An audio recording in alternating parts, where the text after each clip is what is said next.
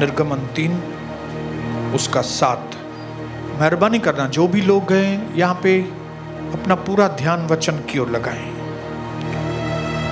फिर प्रभु ने कहा, मैंने अपनी प्रजा के लोग जो मिस्र में हैं उनके दुख को निश्चय देखा है, और उनकी जो चिल्लाहट परिश्रम कराने वालों के कारण होती है उनको भी मैंने सुना है, और उनकी पीड़ा पर मैंने चित्त लगाया है।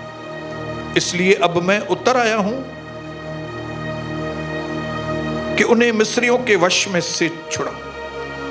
इसलिए अब मैं उतर आया हूं कि मैं उनको दुखों में से छुड़ाऊं और उस देश से निकालकर एक अच्छे और बड़े देश में, जिसमें दूध और मधु की धारा बहती है, अर्थात कनानी, हित्ती, एमोरी, परिज्जी, हिव्वी, यब्बूसी लोगों के स्थान में पहुंचाऊं। अब सुन, इस्राएलियों की चिल्लाहट मुझे सुनाई पड़ी है, और मिस्रियों का उन पर अंधेर करना भी मुझे दिखाई दिया है।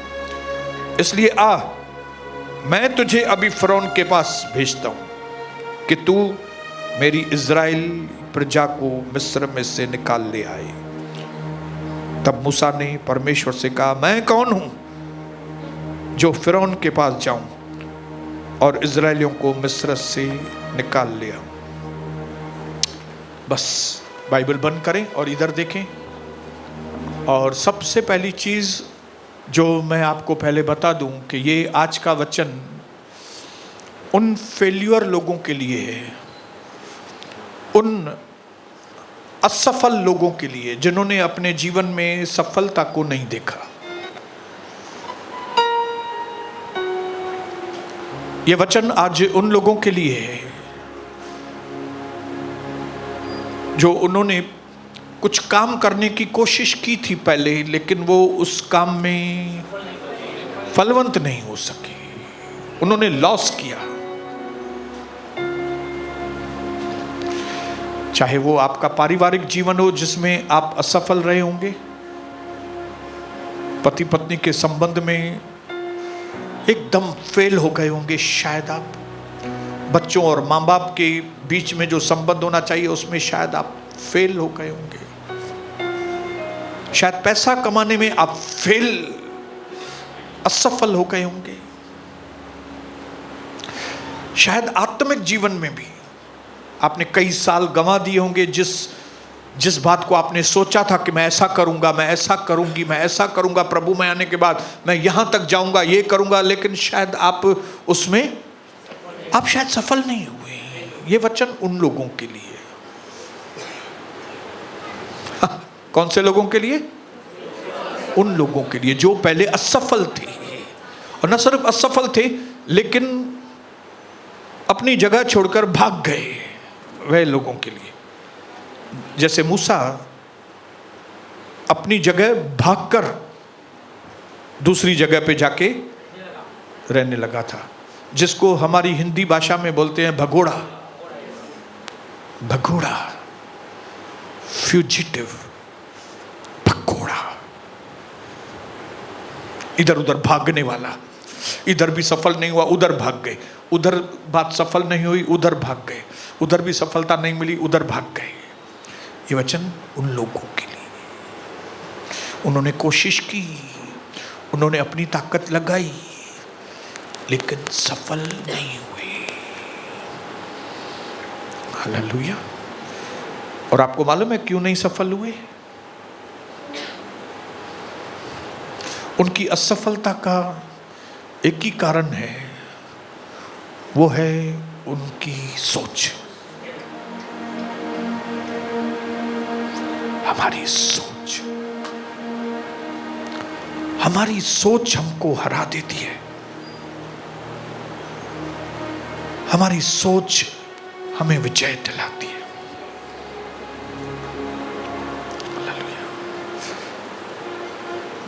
मैंने पिछली जिंदगी में कोई भी चीज में गंभीरता से नहीं लेता था,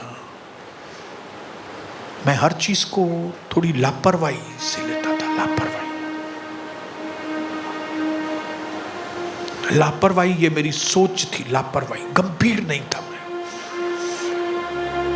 मेरी पत्नी को मालूम है, कोई चीज आज करनी है तो मैं उसको बोलता था कल करूंगा, परसों करूंगा, 2 दिन रख के करूंगा।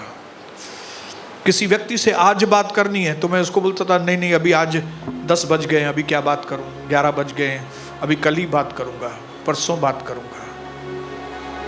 और इस सोच की वजह से मैंने कई चीजें अपने हाथों से खो दी, कई चीजों में मैं असफल, फेल्यूर हो गया।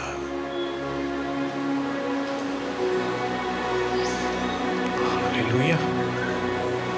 मुझे नहीं मालूम आपके अंदर आपकी कौन सी सोच ने आपको खाली कर दिया है। आपको मालूम नहीं कौन सी सोच की वजह से जो पत्नी के साथ रिलेशन होने चाहिए वो नहीं है। आपके पास पैसे होंगे, शायद पैसे आपने कमाए, लेकिन आपका पत्नी के साथ वो एंजॉयमेंट, पत्नी के साथ वो संबंध, वो रिलेशनशिप, वो मानो स्वर्ग के जैसा रिलेशनशिप उनको मालूम ही नहीं। इसके लिए मैं आपको बता रहा हूं कि अगर पति पत्नी का रिलेशन परमेश्वर के हुजूरी में है ना, तो हम हेवन में हैं, हम स्वर्गीय जीवन बिताते हैं। लेकिन कई लोगों को वो स्वर्ग का ABCD भी नहीं मालूम। उनको लगता है बस हम एक छत के नीचे रह रहे हैं तो मतलब ठीक है। सिर्फ एक छत के नीचे रहना नहीं होता है पति पत्नी का। पति पत्नी का संबंध स्वर्ग को नीचे लेकर आता है। हालेलुया। क्योंकि संबंध को कोई मामूली व्यक्ति ने नहीं बनाया, पति पत्नी को परमेश्वर ने बनाया। Hallelujah, hallelujah. मालूम नहीं कहां पे कौन सी सोच हमारी ठीक नहीं है कि जिसकी वजह से हमने अपने जीवन में कई असफलताओं को देखा। दूसरी भाषा में मैं आपको बताऊं, कई जगह पे हमारी आंखें बंद हैं। जिस चीज को कैसा हैंडल करना चाहिए वो हमारे पास वो तरीका नहीं है, वो सोच नहीं है, जिसकी वजह से हम उस चीज को हैंडल नहीं कर पाते। इसके लिए मध्यस्थी की प्रार्थना में हमने एक प्रार्थना की कि परमेश्वर मुझे 2 आंखें नहीं, मुझे 100 आंखें दीजिए। ये 2 आंखें, 2 इधर 2 उधर 2 इधर, ताकि मैं इधर भी देखूं, मैं उधर भी देखूं, मैं इधर भी देखूं, मैं उधर भी देखूं, मैं उधर भी देखूं, मैं पीछे भी देखूं, मैं साइड में भी देखूं, मैं हर एक चीज को मैं बराबर से देखूं और फिर उन चीजों को, एक एक चीज को मैं बराबर से हैंडल करूं। हालेलुया। क्योंकि हम लोग खाली एक दिशा में देखते हैं, दूसरी दिशा में देखते ही नहीं है, तीसरी दिशा में देखते ही नहीं है। इसके लिए कई बार कई क्षेत्रों में हम एकदम फेल। हालेलुया। पत्नी को जिस निगाह से देखना चाहिए हम देखते ही नहीं है। वो नजरिया ही नहीं है कि ये मेरी पत्नी है, ये किसी की बेटी है। किसी बाप ने बड़ी उम्मीद करके कि ये आदमी मेरी बेटी को खुश रखेगा, उसने अपनी बेटी हमको दी और हम उसको कैसा व्यवहार करते हैं, कैसे हम उस पत्नी को दबा के रखते हैं, डरा के रखते हैं, धमका के रखते हैं, मानो वो हमारी प्रॉपर्टी है। हम ये भूल जाते हैं कि कोई बाप है जिसने हमको दिया है। बड़ी उम्मीद रख के कि मेरी बेटी ससुराल जाएगी तो वहां पे राज करेगी, खुश होगी। मालूम नहीं हम पैसे को कौन से नजरिए से देखते हैं कि मानो पैसे आ गए तो जैसे हम राजा बन गए, हमारे पास पैसे हैं तो मतलब हम सब कुछ है। हालेलुया। कौन सा नजरिया आप मालूम नहीं क्या नजरिए से देखते हैं पैसे को कि पैसा टिकता ही नहीं है आपके हाथ में। पैसे को एक नजरिया चाहिए ताकि पैसा आपके अंदर रहे।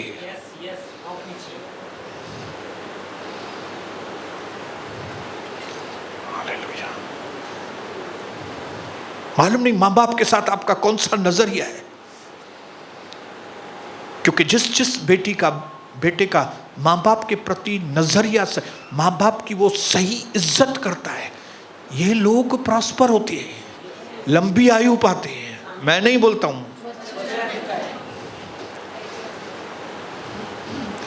मैं 2-4 पॉइंट बताऊंगा आपको खाली, बाकी प्रभु आपको रोशनी देगा कि कहां पे आपकी सोच ने जहर को मिक्स किया है, कहां पे आपकी सोच और जैसे लोहे को दीमक लगती है, कहां पे आपकी सोच को दीमक लगा है, गंज लगा है। हालेलुया। और जैसे जैसे उस क्षेत्र में आप वो जंग को वो दीमक को हटाएंगे, आपकी जैसे सोच बराबर होगी, उस क्षेत्र में भी आप सफल होंगे, उस क्षेत्र में सफल होंगे, उस क्षेत्र में सफल होंगे, उस क्षेत्र में सफल होंगे। और ये स्टेप बाय स्टेप का प्रोसेस है। इससे क्या होगा? असफल व्यक्ति सफल होगा। इसी तरह से ये आपका जो दास है, ये असफल था लेकिन ये अभी सफल है। पारिवारिक जीवन में मैं असफल था लेकिन अभी सफल हूं। क्यों? सोच बदली है। अपनी पत्नी को देखने का नजरिया बदल गया। मेरे बेटे को, मेरी बहू को, बेटी को देखने का मेरा जो नजरिया है वो बदल गया है। अब मैं उनको उस नजर से देखता हूं जिस नजर से परमेश्वर उनको देखता है।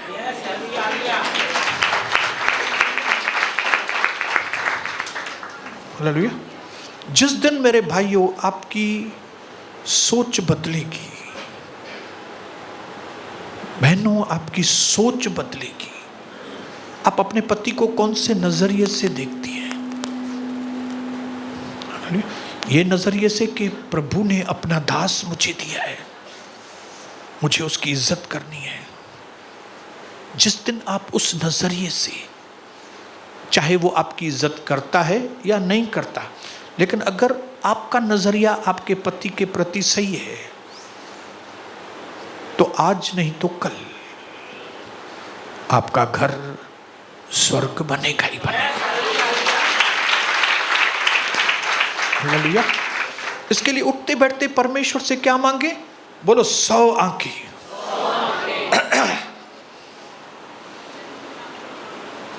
1000 आंखें। हालेलुया। प्रभु को कहें, परमेश्वर मुझे ऐसी बुद्धि दे, असीमित बुद्धि। क्योंकि मैं जब पैदा हुआ था तो मेरे अंदर असीमित बेवकूफी है, मैं कोई भी चीज को हैंडल नहीं कर पाता था। लेकिन प्रभु अब मुझे आप असीमित बुद्धि से भरिए, ताकि हर एक मैटर, हर एक चुनौती, हर एक प्रॉब्लम जो मेरे सामने आई, उसको मैं हैंडल करूं, मैनेज करूं बराबर। हालेलुया। हर चीज को मैं मैनेज करूं। हालेलुया। तो इसके लिए दुनिया को बदलने से पहले ये जरूरी है कि आप बदलो। अपने पड़ोसी को बोलो आप, मैं, बोलो मैं बदलूं। आप बदलेंगी तो सब बदलेगा। आप बोलेंगे दूसरा बदले, पहले नहीं होगा। वह आपका पति बाद में बदलेगा, पहले आपको बदलना पड़ेगा। आपकी पत्नी बाद में बदलेगी, पहले आपको बदलना पड़ेगा। हालेलुया। यह जिंदगी की एक ऐसी सच्चाई है जो कई लोगों को कड़वी लगती है, क्योंकि उनको लगता है मैं सही हूं, मेरी सोच सही है, मुझे अपनी पत्नी को दबा के ही रखना चाहिए, नहीं तो ये सर पे चढ़ जाएगी। ये आपकी घटिया सोच है, घटिया सोच। आप अपने आप को कोई चीज समझते हैं और आपकी पत्नी को आप तुच्छ समझते हैं। यह आपकी घटिया सोच है। एक व्यक्ति को अपनी पत्नी को कितनी वैल्यू देनी चाहिए, आप यीशु मसीह को देखो, तब आपको मालूम पड़ेगा कि एक व्यक्ति अपनी पत्नी के लिए अपनी जान भी दे देता है, और आप अपनी पत्नी की थोड़ी भी सहन नहीं करते, लानतें देते हैं उठते बैठते अपनी पत्नी को।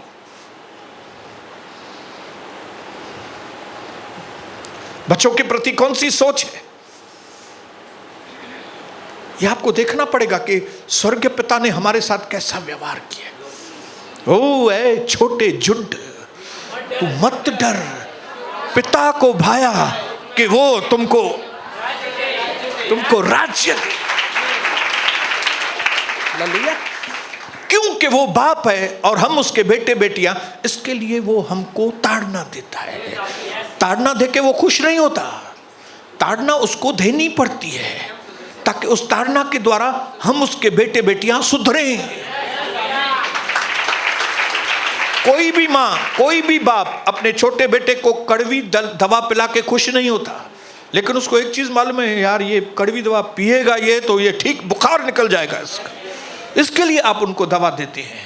इसी प्रकार हमारा स्वर्गीय पिता की सोच जो बच्चों के प्रति, अगर वही सोच हमने अपने बच्चों के प्रति रखी और उसको ताड़ना दी, उसके साथ स्ट्रिक्ट हुए, उनके साथ कड़क बात किया, तो भविष्य में आने वाले वक्त में यही बच्चे आपको उठ उठ के धन्य कहेंगे।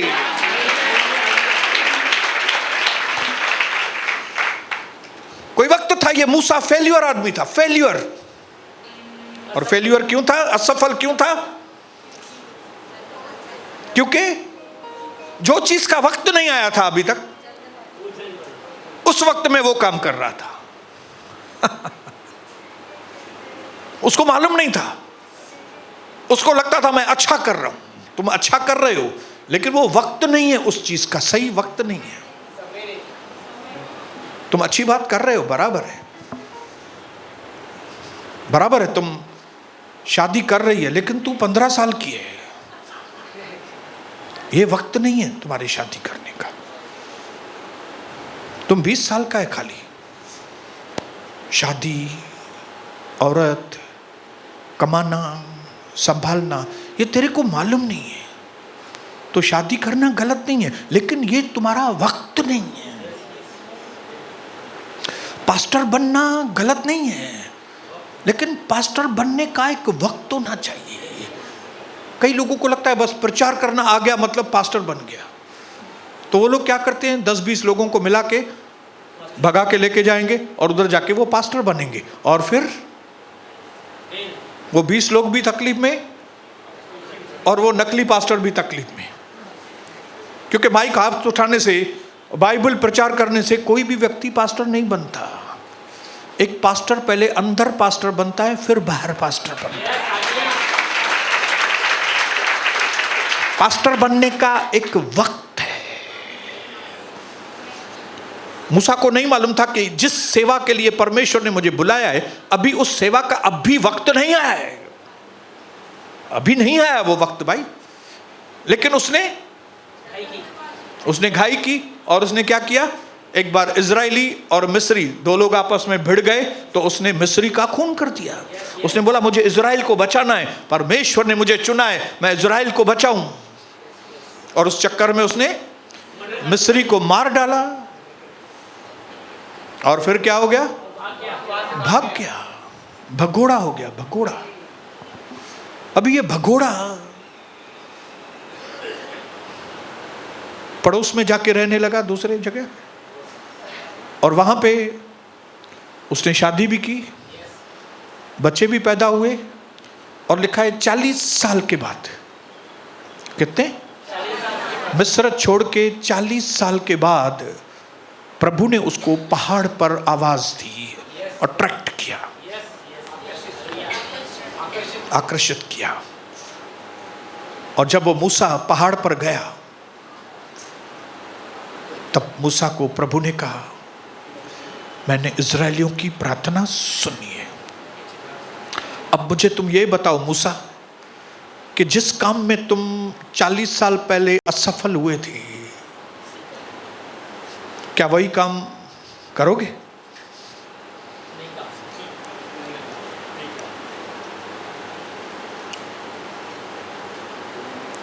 जिस काम में तुमको भागना पड़ा था जिस काम की वजह से, जिस काम की वजह से तुमको 40 लाख रुपए का नुकसान हो गया, जो काम तुमने पहले किया था जिसकी वजह से तुम्हारी बीवी भाग गई थी। तुमने तो अच्छा करने की कोशिश की लेकिन बीवी भाग गई। तुमने तो अच्छा करने की कोशिश की लेकिन तुम्हारे संबंध ही टूट गए परिवार वालों के साथ। क्या तुम उस चीज को अब करोगे? क्योंकि जब तुमने वो अच्छे काम करने की कोशिश थी वो समय सही नहीं था।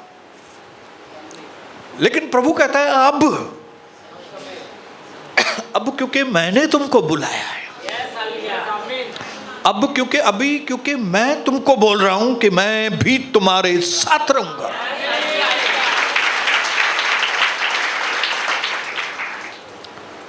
हालेलुया। 40 साल कोई काम को असफल हुए आपके शायद 10 साल पहले होंगे, 5 साल पहले, 12 साल पहले। शायद आपने कोई चीज की कोशिश की होगी लेकिन आप सफल नहीं थी। आपने कोई चीज ट्राई की लेकिन आप सफल नहीं हुए।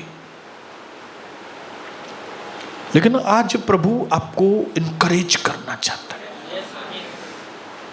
हालेलुया, कि जिस चीज में मेरी बेटी तू पहले सफल नहीं हुई थी ना, क्योंकि वो वक्त नहीं था तुम्हारी मिनिस्ट्री का,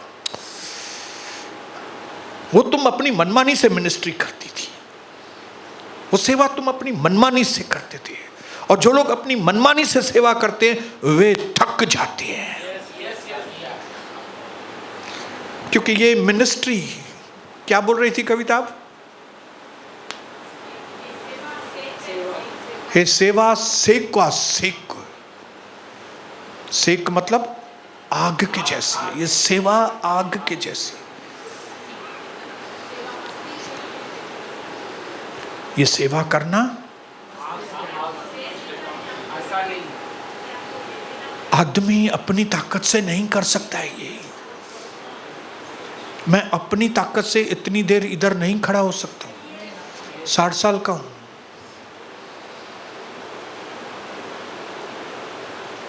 अपनी ताकत से नहीं कर सकता हूं। अपनी ताकत से करूंगा तो भगोड़ा हो जाऊंगा, जैसे मूसा भगोड़ा बन गया। आज कई पास्टर भगोड़े, वो सेवा से भागते हैं। कलीसिया है उनके हाथ में लेकिन वे भगोड़े हैं। आप बोलेंगे कैसे भगोड़े? मैं आप बताता हूं कैसे भगोड़े हैं। उनकी निर्भरता बाहर के पास्टरों के ऊपर है। वो उसको बुलाओ, फिर उसको बुलाओ। वो आदमी विश्वास के ऊपर बाइबल स्टडी देगा। वो कश्मीर से पास्टर बुलाया है, वो मैरिज काउंसलिंग के लिए बाइबल स्टडी देगा। वो अफ्रीका से पास्टर आया है, वो फलानी बात पे बाइबल, वो उधर से, वो उधर से। क्यों? वे थक गए, वे थक गए। वो बोलते हर मीटिंग में हम क्या बताएं यार लोगों को, मैं क्या बताऊं। उनको मालूम नहीं कि तुम भगोड़े पास्टर हो। तुम पास्टर हो नहीं, लेकिन तुम जबरदस्ती बन के बैठे हो। वो टाइम नहीं था तुम्हारा पास्टर बनने का, लेकिन तुम बन गए। तुम अपनी अभिलाषा से बन गए। वो टाइम नहीं था तुम्हारे उस काम में हाथ डालना का। वो वक्त नहीं था कि जब तुम उस काम में हाथ डालो, लेकिन तुमने डाल दिया। उस चीज का वक्त प्रभु आपको बताएगा कौन सा है। तब तक के लिए हमको सब्र और धीरज।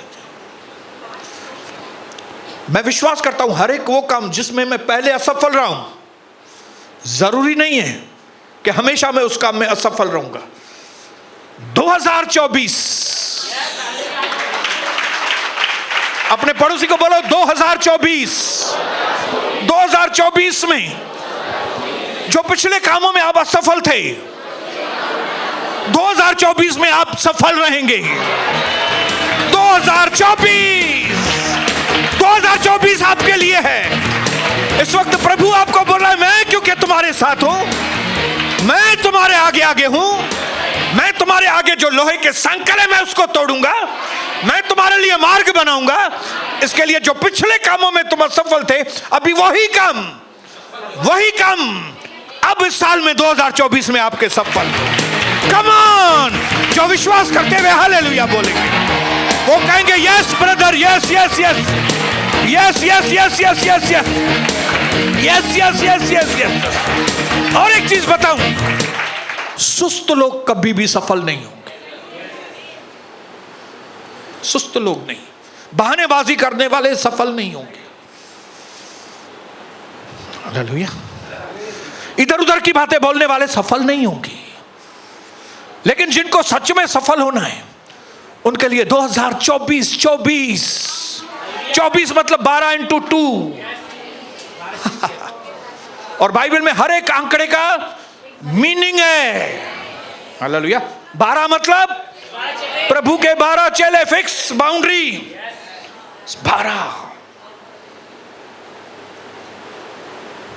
12 चेलों को क्या बोला उसने? मैं शैतानों का, उसके ऊपर का सारा सामर्थ मैं तुमको दे। और 24 क्या है? 12x2। यूहन्ना ने जब दर्शन देखा स्वर्ग में, तो उसने देखा कि एक सिंहासन जहां पे महाराजा बैठा हुआ है और उसके चारों ओर 24 एल्डर लोग बैठे हुए हैं, और उसमें भी 12 एक तरफ, 12 दूसरी तरफ। और ये साल कौन सा है? 24। इसका मतलब है ये 24 साल कौन सा है? विक्ट्रीज। इसका मतलब है 24 साल कौन सा है? परमेश्वर के सामर्थ्य का साल। प्रभु की ताकत है आपके अंदर, प्रभु की ताकत। 2024 हमारे लिए बहुत बड़ी विक्ट्रियों को लेके आने वाला।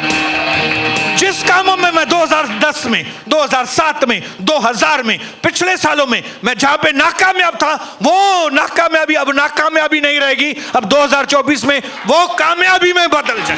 Come on, hallelujah. बोलिए मेरी कामयाबी, ये साल मेरी कामयाबी। कम ऑन, बोलो बोलो, मुंह खोलो। अरे गूंगे लोग मुंह खोलो, बोलो 2024 मेरे लिए सफलता का साल।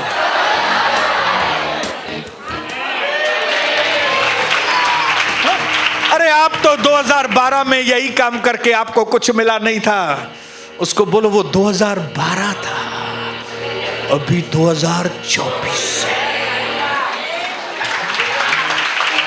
बोलो हालेलुया।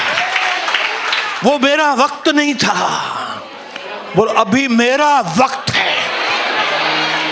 मेरा वक्त आ गया है। अभी जिस परमेश्वर ने वक्त बनाया है, वो परमेश्वर मुझको बोल रहा है कि ये वक्त तुम्हारे लिए है।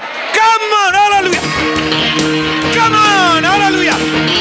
सफलता पाने वाले लोग हालेलुया बोले।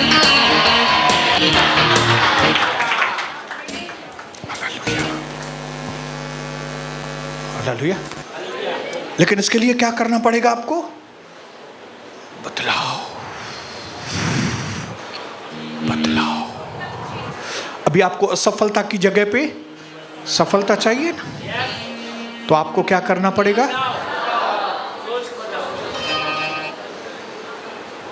मेरे मूसा जी, जिस फिरौन से आप डर के भागे हैं, अभी आपको मेंटालिटी चेंज करनी पड़ेगी। प्रभु मैं क्या मेंटालिटी चेंज करूं? जिस आदमी से तुम भाग के आए हो ना, अभी तुमको जाके उसके सामने खड़ा होना। प्रभु मैं उसके सामने जाके खड़ा रहूंगा तो वो मुझे खत्म कर देगा। नहीं, तुम पहले अकेले गए थे तभी मार खाया, अभी मैं तुम्हारे साथ। कम ऑन, बोलो प्रभु मेरे साथ। ये से रे मेरे साथ प्रभु। अपने पड़ोसी को बोला हट जाओ, मेरे साथ प्रभु है। बोलो कम ऑन।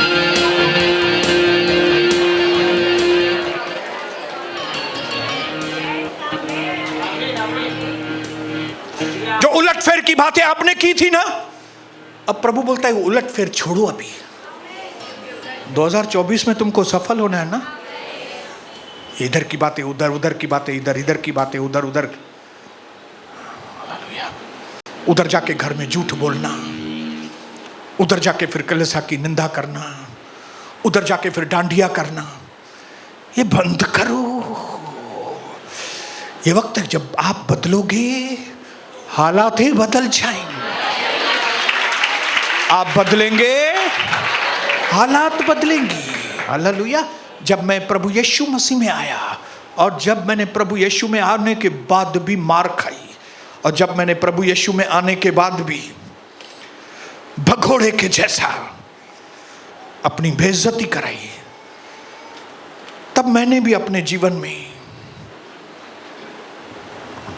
कुछ फैसले लिए अपने लिए बदलाव के। कविता ने भी फैसले लिए, पहले मेरी डार्लिंग ने। हालेलुया। हमने पश्चाताप किया और फिर हमने फैसला किया, हम पहले जैसे नहीं रहेंगे।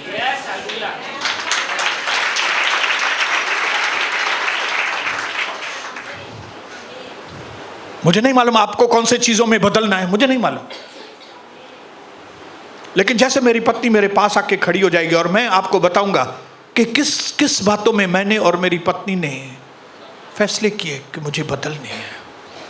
और जब आप अपने अपने क्षेत्र में बदलेंगे, इस वक्त प्रभु आपके मन में बातें करता है। हालेलुया। मेरे मर्द भाइयों, मर्द माना फैसला। मर्द मतलब ये नहीं खाली खिले दो, ये बेचारो खिलणो आ, ये खिलणो ना है, चरियो आ जाए। लोग आपको इस तरह से न पहचाने कि ये खिलणो आ, लोग आपको इस तरह से पहचाने कि ये आदमी बहुत मजबूत आदमी है, ये पक्के इरादे वाला व्यक्ति है, ये हर चीज में सफलता पाने वाला ये व्यक्ति है। कमान आओ कविता, तो हम बताएं लोगों को कि कौन सी चीज में हमने फैसले किए थे। कमान, हालेलुया। जोरदार तालियां हमारे यीशु मसीह।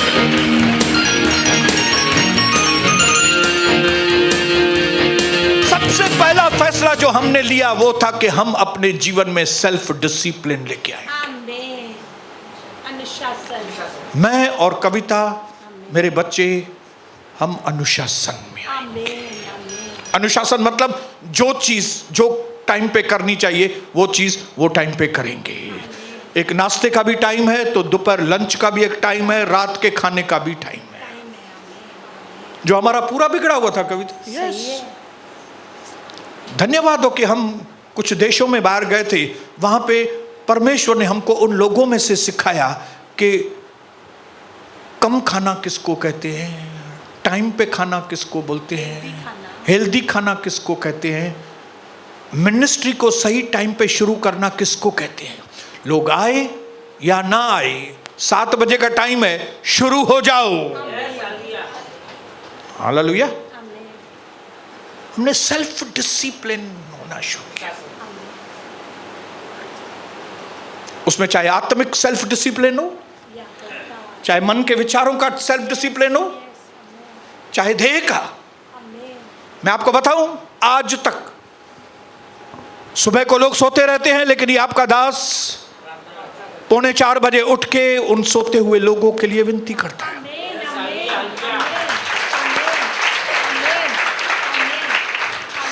ऐसा नहीं समझना कि मुझे नींद नहीं आती है। प्रभु ब्रदर आप तो अभी 60 साल के हो गए, अभी तो आप आदत हो गई होगी।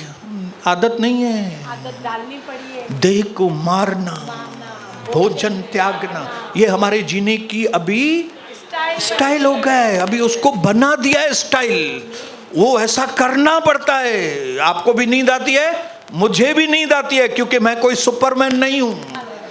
आप दाल चावल खाते हैं, भाकरी, मैं भाकरी कम खाता हूं, लेकिन दाल चावल खाता हूं। हालेलुया। सुबह को जबरदस्त नींद आती है, लेकिन उठकर प्रार्थना करता हूं। शुक्रवार, मंगलवार, रविवार आप लोग अपने धंधे पे पैसों की लेन देन बैठ के करते हैं। ग्राहक को साड़ियां दिखाते हैं, किराने में वो पुड़ियों बदना होंगे तो भी करे धालिंजू। हालेलुया। और आप लोग क्या करते होंगे, लेथ मशीन चलाते होंगे उस वक्त, लेकिन ये आपका दास इधर बैठकर विनतियाँ और प्रार्थनाएं करता है, सुबह से लेके 10:30 11 बजे से लेके रात को 9 बजे तक। ये ऐसा ही नहीं होता है, ये डिसिप्लिन होता है। और ये आपकी दासी, ये जो पहले घर का काम करने के लिए 3-3 4-4 घंटे लेती थी, अब 1 घंटे में घर के काम को पूरा करती है। आमीन आमीन। और उसके बाद क्या करती है मालूम है? जो दोपहर में 3 घंटा सोती थी, अभी उसको आधा घंटा 40 मिनट किया है। और कई बार दोपहर को भी नहीं सोती। क्यों? अपने आप को डिसिप्लिन किया है। अगर रात को देर से नींद नहीं आती तो इसको समझ में आ जाता है, नींद नहीं आती तो रोने का नहीं है, नींद नहीं आती मतलब परमेश्वर कुछ बोझ देना चाहता है, और वो उस वक्त रात को उठ कर विनतियां कर दिए। इसने अपने आप को वैसा ढाला है, वैसे ढाला है, दे दिया है अपने आप को। और ऐसा करके हम कोई दुखी नहीं है, बहुत खुश है। आमीन। हम दुखी लोग नहीं है, कोई टेंशन नहीं है। हालेलुया। पहले पार डिसिप्लिन नहीं थे तो मैं बहुत टेंशन में थी। मैं डिप्रेशन की गोलियां लेती थी, आपको मालूम है? मैं 14 गोलियां लेती थी।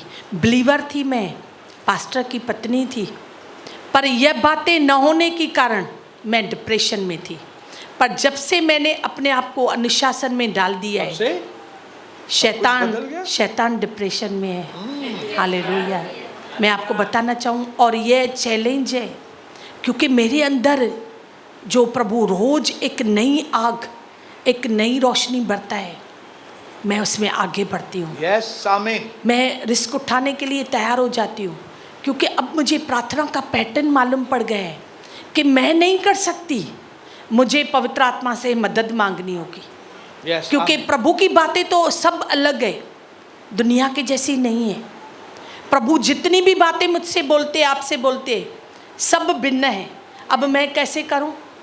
तो पवित्र आत्मा ने मुझसे बात किया, मेरे ऊपर दे, मैं तेरा मददगार हूं। और इसके लिए अब क्या करती हूँ? प्रभु मैं करना चाहती हूँ पर नहीं कर सकती, पवित्र आत्मा मेरी मदद करे। और इतनी जय पाई है और पाऊंगी। आमीन। और खाली इन बातों में नहीं, दुनिया प्रोग्रामों के पीछे भागती है, लेकिन हमने अपने आप को डिसिप्लिन किया है। हमने ये चीज़ को समझ लिया कि परमेश्वर का राज्य खाना पीना एंटरटेनमेंट नहीं है। इधर से वो दास आया है, उधर से वो दास आया, इधर से फला। हमको दास लोग नहीं चाहिए, हमको यीशु मसीह चाहिए भाई। और हमारी कलीसिया में यीशु मसीह है। हालेलुया। इसके लिए 100 जगह पे खाना खा के अपनी आप की तबीयत खराब करें, उसकी जगह क्यों नहीं हम घर में बैठ के डिसिप्लिन किया है अपने आप। हमने अपने आप को इस बात में ढाला है। प्रभु ने हमसे बात की कि इतना वचन सुनने के बाद तुम करते क्या हो? क्या उसको पूरा करते हो? आज्ञा पालन है नहीं, और इधर का वचन, उधर का वचन, उधर का वचन, उधर का वचन, तो दिमाग खराब। तो प्रभु ने हमसे बात की एक ही जगह पे। जैसे हम घर में खाना खाते हैं तो फिर बाहर खाना खाने नहीं जाते, क्योंकि मालूम है कि बाहर का भी खाएंगे, घर का भी खाएंगे, बीमार हो जाएंगे। बराबर। जेके पास्टर ऐं उन्हनि जूं ज़ालूं भिटकियल आहिनि, उन्हनि जी कॉन्ग्रीगेशन भी भिटकियल थींदी। ऐं जेके पास्टर ऐं उन जी ज़ाल पाण में कैपेबिलिटी कान्हे कुछ, उहे ये सब कम कंदा आहिनि। लेकिन जिस पास्टर और जिसकी बीवी के अंदर परमेश्वर ने अभिषेक दिया है, वे पास्टर और उनकी पत्नियां अपने बच्चों का सही देखभाल करें। और ये नहीं भटकना, ये एक डिसिप्लिन है। तो न हम भटकते हैं, न हमारे बच्चे भटकते हैं। और मैंने देखा है कई लोगों को इंटरेस्ट ही नहीं है, अभी आदत हो गई है। अभी उनको मालूम पड़ गया कि पावरफुल दास नहीं है, पावरफुल यीशु मसीह है। एक वैसे तो बहुत सारी लिस्ट है, लेकिन मैं एक चीज और बोल के खत्म करूंगा। मैंने डिसीजन लिया कि हम अपने प्रभु का दर्शन कलीसिया के ऊपर कंसंट्रेट करेंगे, ध्यान देंगे। जैसे मैंने और कविता ने डिसाइड किया कि हम अपने परिवार के ऊपर, मेरे बेटे, बहू, बेटी और दामाद के ऊपर, पोते और पोती के ऊपर ईगल आय रखेंगे, कंसंट्रेशन करेंगे, उनको क्या ज़रूरत है, उनको कैसी शिक्षा देनी है। वैसे हमने फैसला किया कि हम अपने अंदर बदलाव लेकर आएंगे। अब इधर उधर देखने की बजाय हम अपनी कलीसिया के ऊपर ध्यान देंगे। हम अपनी मेहनत कलीसिया के भाई और बहनों के ऊपर करेंगे। इससे क्या हुआ? प्रभु का राज्य बढ़ेगा। इससे क्या हुआ कि आज हमारी कलीसिया के लोग जैसे प्रार्थना करते हैं, आप देखो तो सही, ट्रेंड हो गए हैं। हालेलुया। वचन बोलने में कितने माहिर हो गए हैं, ट्रेंड हो गए हैं। हालेलुया। इससे क्या होता है? चर्च की क्वालिटी बनती है।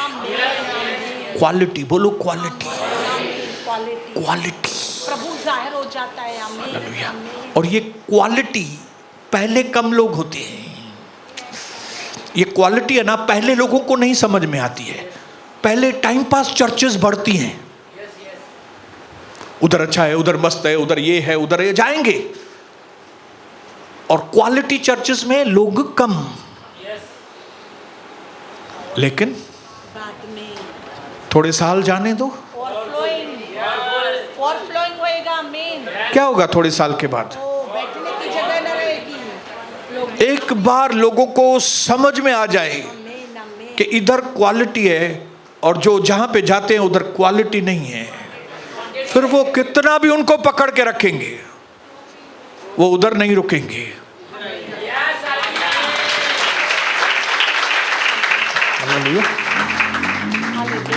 जो जीतने वाला घोड़ा होता है वो पहले स्लो दौड़ता है,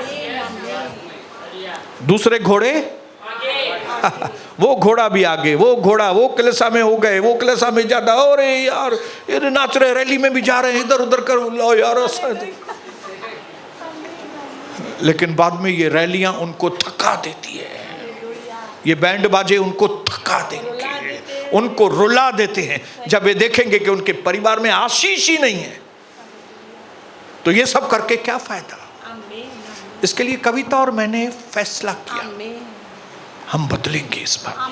कौन सी बात में बदलेंगे? हम भटकेंगे नहीं, हम भटकेंगे नहीं और कंसंट्रेट करेंगे एक एक परिवार के ऊपर। ये भाई के लिए कैसा, इसको कैसे हैंडल करें, इसको कैसे हैंडल करें, ये बहन को कैसे हैंडल करें, ये कैसे वहाँ पे हैंडल करे, मैं कैसे वहाँ पे हैंडल करूँ, बेटा कैसे इधर हैंडल करे, मेरी बहू कैसे यहाँ पे हैंडल करे। लिस्ट है, लेकिन आज मैं नहीं करूँगा।